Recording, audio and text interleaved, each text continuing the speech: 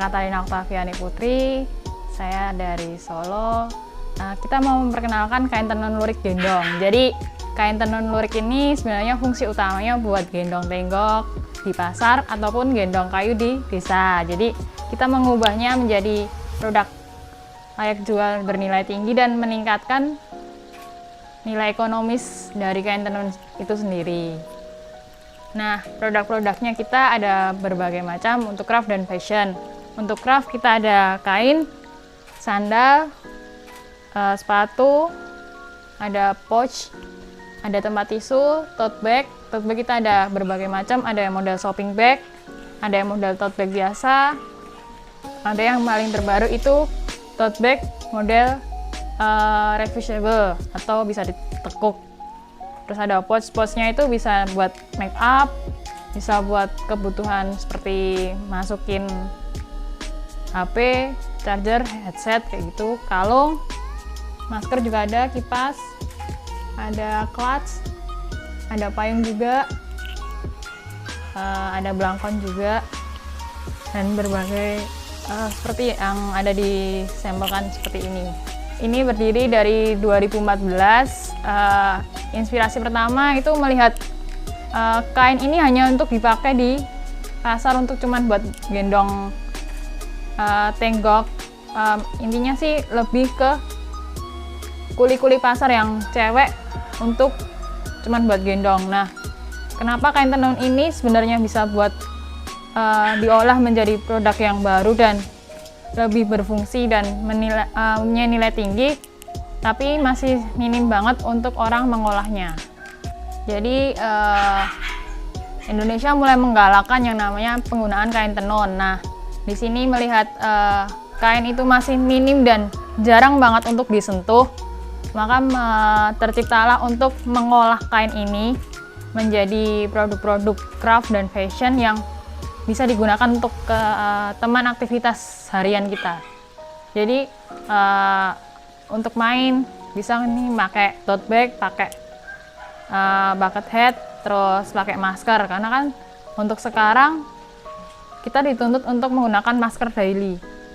Nah, dari situ masker pun juga menjadi daya tarik untuk kita fashion. Kita bahan baku penenunan kita di Klaten, cuman kita membuat motif sendiri. Jadi kita sudah mengolah dari kain yang ada pada umumnya, kita bikin untuk menjadi yang lebih baru. Kalau peluang pasarnya kita sudah mulai dari, untuk peluang pasarnya kita menengah sih sebenarnya. Karena kita sebenarnya untuk menarik minat untuk anak-anak muda, karena anak-anak muda itu masih minim untuk mau menggunakan kain tradisional. Karena masih dianggap miring, karena kita lebih untuk daily untuk pakai kaos, celana jeans. Tapi kenapa bisa? Sebenarnya bisa untuk menggunakan kain-kain tradisional untuk menemani aktivitas harian. Mulai dari kainnya sendiri sih, motifnya. Jadi motif yang ada di pasaran itu kan sudah pakemnya cuma seperti itu.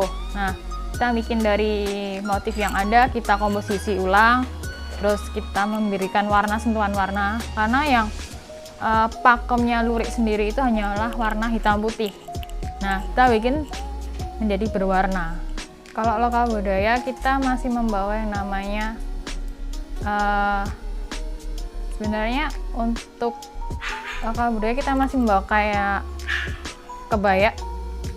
Kebaya itu cuman kita sudah mulai inovasi yang sebenarnya motif modelnya itu kebaya kutub baru kita bikin seperti abaya. Dia lebih bisa digunakan tanpa menggunakan sarung, karena pakem kebaya sendiri kan sebenarnya pakai menggunakan kain tenun lilit ataupun kain batik untuk digunakan. Kita sebenarnya ada kayak kain tenun lurik sama batik, kain tenun lurik sama songket, terus tenun ikat kayak gitu. Untuk manajemen keuangan kita tersendiri, kita sudah ada 2 rekening yang khusus untuk pembelian transfer. Untuk kita sudah menjalin kemitraan di berbagai kota. Di Jogja kita ada 3, itu ada di Jogja Pasaraya, Batik Adikusumo, Omah Pakarti. Untuk Salatiga kita ada di rest area 456 zona B, Karanganyar ada 3, Colomadu, Javenir, sama Bukit Sekipan. Kalau Solo hanya ada di sini karena sebenarnya ada 3 di Net Market Ngarsopuro sama Car Free Day karena pandemi kita off. Untuk marketplace kita ada di Shopee, Tokopedia. Jadi kita dari selesai penanunan kita masih proses lagi. Jadi untuk kualitas bahannya sendiri dari yang di pasaran itu udah beda karena kalau yang di pasaran ketika udah diproses pasti dia kayaknya benangnya lebih ke goyang. Kalau kita sudah stuck. Traffic naik itu di 2018. Iya, karena kita ikut Inakraf langsung trafficnya langsung naik. Maret awal kita masih ada pameran 1 di Jakarta. Itu bisa buat menolong sampai ke akhir bulan April, Mei, Juni. Pemasaran kita tetap menjalin kemitraan, kita menggunakan marketplace. Kalau penurunan sebenarnya masih ada penurunan. Kalau tenaga kerja kita ada 5. Kalau kita pegawai sudah stuck, kita per produksi bisa lebih. Iya, karena kan kita harus menyetok untuk beberapa kemitraan kita. Kita sudah tidak menggunakan plastik, jadi kita menggunakannya paper bag. Iya, karena di Jakarta sendiri sudah menerapkan zero plastik.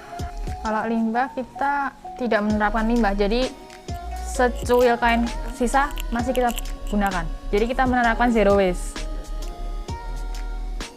Terima kasih sudah berkunjung ke tempat kita dari Dinas Tenaga Kerjaan dan Perindustrian, dan tetap banggalah menggunakan kain tenun Indonesia and stay enjoy with Wastra Nusantara. Terima kasih.